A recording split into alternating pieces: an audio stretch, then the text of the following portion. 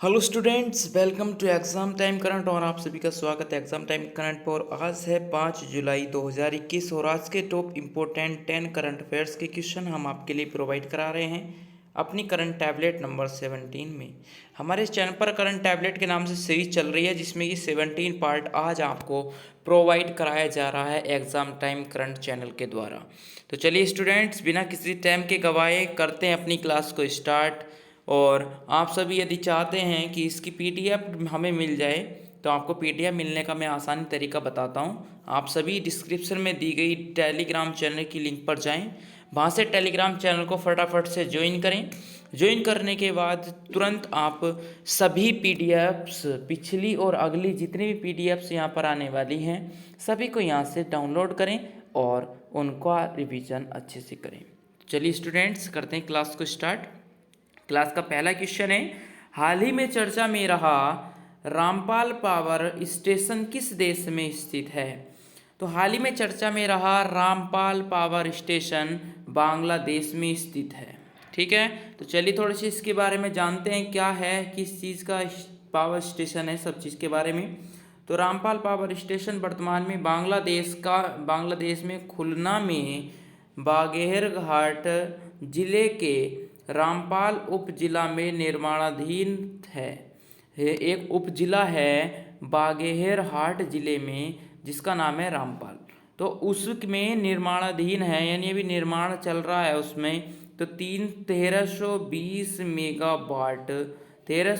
Megawatt का कोयला आधारित बिजली स्टेशन है। यहाँ पर बिजली का उत्पादन किया जाता है जो कितने मेगावाट की है? 1320 मेगावाट की है। यह देश का सबसे बड़ा पावर प्लांट होगा। यह बांग्लादेश का, ये केवल बांग्लादेश का सबसे बड़ा पावर प्लांट होने वाला है। यह देश का, और सॉरी, इससे BIFPCL यानी Bangladesh India friendship power company limited द्वारा स्थापित किया जा रहा है। किसके द्वारा स्थापित किया जा रहा है? तो शॉर्ट में बताएंगे, BIFPCL के द्वारा।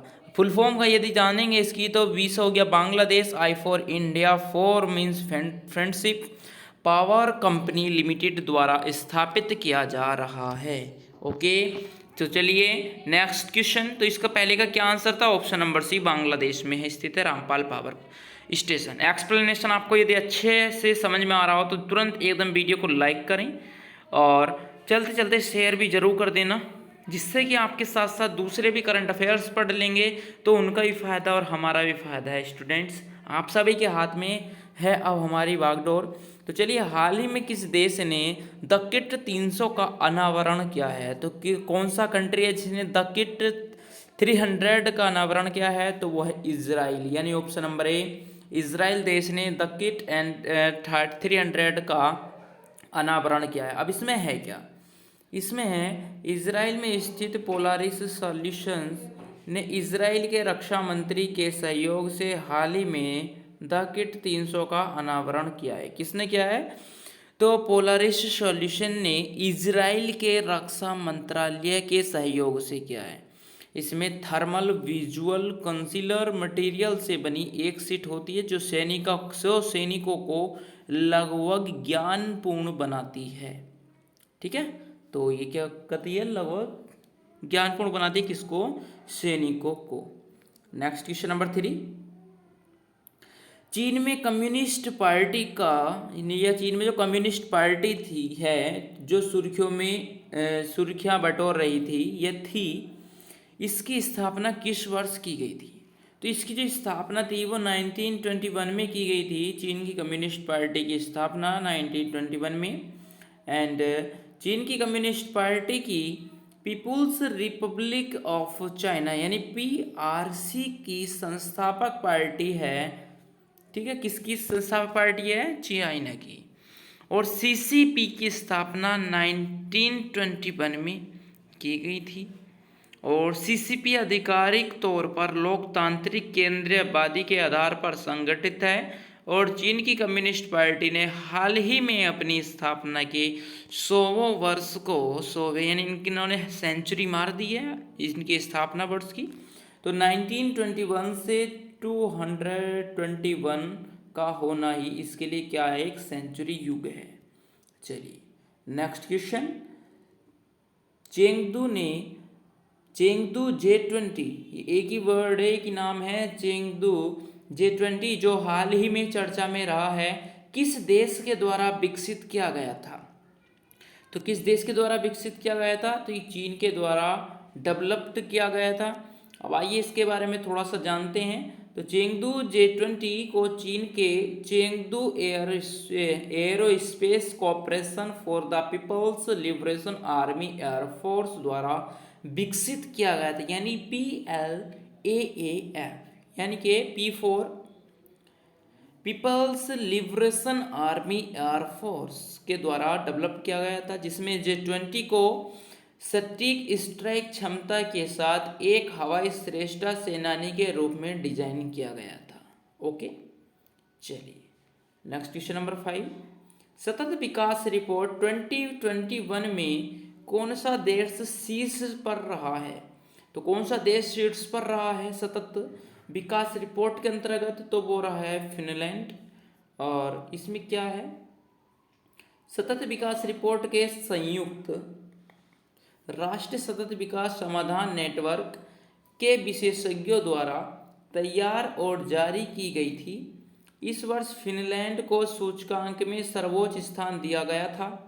सरकार के अनुसार गरीबी में कमी, स्वास्थ्य, शिक्षा आदि के संबंधों में लक्ष्यों के संबंध में अपनी उपलब्धियों के आधार पर फिनलैंड ने सूचकांक में एक शीर्ष स्थान हासिल किया है। ओके, चलिए नेक्स्ट क्वेश्चन नंबर 6। क्वेश्चन 6 में क्या है, भारत और किस पड़ोसी देश ने प्रत्येक वर्ष 1 जनवरी और 1 जुलाई को अपनी हिरासत में बंद नागरिकों को एंड के मछुआरों की सूची का आदान प्रदान किया? तो वो क्या था, इंडिया, यहाँ पर भारत तो है ही, तो इंडिया एंड पाकिस्तान, ये रहा आपके सामने। ठीक है, आइए थोड़ी इसके बारे में एक्सप्लेनेशन, थोड़ी सी बहुत जानकारी जानते हैं। जानकारी में क्या है कि भारत और पाकिस्तान ने 1 जुलाई 2021 को नई दिल्ली और इस्लामाबाद क्या है, आप सभी को कमेंट बॉक्स में कर बताना है कि इस्लामाबाद किस कंट्री की कैपिटल है। तो भारत की राजधानी नई दिल्ली और इस्लामाबाद के में एक साथ राजनयिक चैनलों के माध्यम से उनकी हिरासत में नागरिक कैदियों और मछुआरों की सूची का आदान प्रदान किया है। यह 2008 के समझौते के प्रावधानों को ध्यान में रखते हुए है, जिसके तहत हर साल 1 जनवरी और 1 जुलाई को ऐसी सूचियों का आदान प्रदान किया जाता है। नेक्स्ट क्वेश्चन नंबर 7, किस देश ने हाल ही में पाकिस्तान द्वारा अपने शस्त्रागार में शामिल किए गए VT4 युद्धक टैंकों का उद्घाटन किया है? तो किस देश ने किया है हाल ही में पाकिस्तान द्वारा अपने शस्त्रागार में शामिल किए गए VT टैंकों का उद्घाटन? तो वो क्या है, चाइना ने। ऑप्शन हमारा चाइना राइट होगा। आइए थोड़ी इन्फॉर्मेशन, पाकिस्तानी सेना ने औपचारिक रूप से चीन के द्वारा बनाए गए VT4 युद्धक टैंकों के पहले बैच को अपने शस्त्रागार में शामिल किया है। किसने किया है? पाकिस्तान की सेना ने। चीनी राज्य के स्वामित्व वाली बरखतबंद वाहन निर्माता नोरिंको द्वारा निर्माता ने VT4 टैंक की डिलीवरी अप्रैल 2020 में शुरू हुई है। थाईलैंड और नाइजीरिया के बाद पाकिस्तान चीन से इन टैंकों को खरीदने वाला तीसरा देश है। क्वेश्चन यदि बनता है कि पाकिस्तान से प्रथम टैंक खरीदने वाला देश कौन सा था, तो थाईलैंड, दूसरा कौन सा था, नाइजीरिया, और अब तीसरा कौन बन चुका है, पाकिस्तान। तो पाकिस्तान की राजधानी आपको कमेंट बॉक्स में कर है बतानी।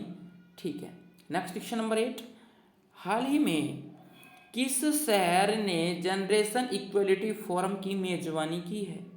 तो किस कंट्री ने की है? तो वो कंट्री है पेरिस शहर ने, पेरिस शहर जो है उसमें की गई है। विश्व के नेताओं, परोपकारी लोगों और संगठनों में लैंगिक समानता को बढ़ावा देने के लिए पेरिस में एक अंतर्राष्ट्रीय सम्मेलन में कम से कम $40 बिलियन का वादा किया है। क्योंकि दुनिया भर में महिलाएं और लड़कियां महामारी के परिणामों से गहराई से प्रभावित हुई हैं।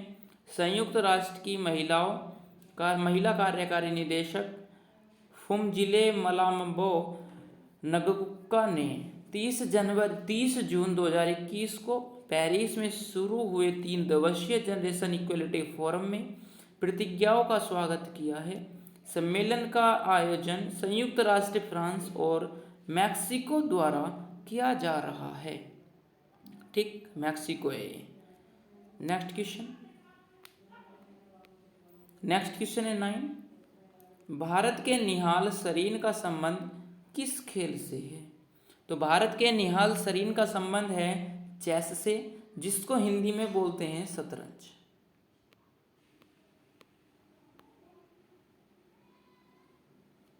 शतरंज बोलते हैं चेस को। तो भारत के निहाल सरीन का संबंध किस खेल से है? तो शतरंज से। तो निहाल सरीन ने 29 जून 2021 को सर्बिया में सिल्वर लेक ओपन शतरंज टूर्नामेंट जीता है। तीसरी वरीयता प्राप्त भारत 9 राउंड से 8 अंकों के साथ मैदान में शीर्ष पर रही। दूसरे और तीसरे स्थान पर भारतीय रौनक सावधानी और अभिमन्यु पुराणिक ने भी 7-7 अंक हासिल किए। तो आप सभी को कमेंट बॉक्स में बताना है कि चेस किस देश का प्रसिद्ध खेल है। ठीक है। Question number next, Abhimanyu Mishra जो हाल ही में खबरों में रहे, वे कौन सा खेल खेलते हैं? तो वे भी क्या खेलते हैं? चेस को खेलते हैं।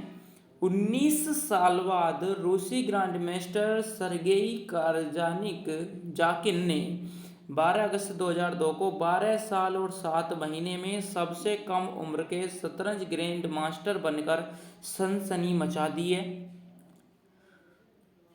बस इनके बारे में इतना ही जानकारी उचित है, इससे ज़्यादा हमको नहीं करना। आपको करना तो स्क्रीनशॉट ले लीजिए, मैं आपके लिए वेट करता हूँ। तो चलिए फिर आज की समाप्त हुई क्लास 10 क्वेश्चन के साथ। अपना और हमारा यहीं तक का था मिलन। आप जल्दी शेयर एंड सब्सक्राइब जरूर करें, ताकि आपके लिए हम अच्छे से अच्छा कंटेंट प्रोवाइड कराने की कोशिश करते रहें। Thank you. मिलता है आपको 6 जुलाई 2021 के करंट अफेयर में। Thank you. जय हिंद, जय भारत।